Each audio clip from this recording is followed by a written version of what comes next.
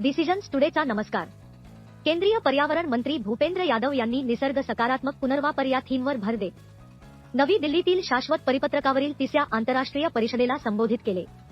निसर्गाच्या कार्यक्षम पुनर्वापर प्रणालीपासून प्रेरणा घेऊन भारताच्या वाढत्या ऑटोमोटिव्ह क्षेत्राला पर्यावरणीय स्थिरतेसह संरेखित करण्याचे महत्त्व त्यांनी अधोरेखित केले.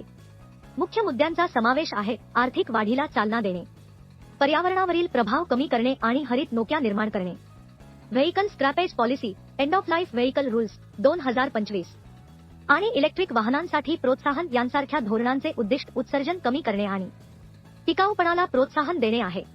पुनर्वापर करता येण्याजोग्या डिझाईन्स, शाश्वत पद्धती आणि ग्राहक जागरूकता अंगीकारण्यात या क्षेत्राचे नेतृत्व करण्याचे आवाहन करण्यात आले आहे.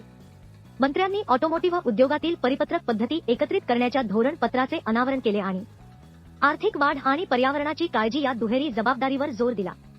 डिसिजन्स टुडे पाहिल्याबद्दल धन्यवाद. प्लीज सबस्क्राईब करा.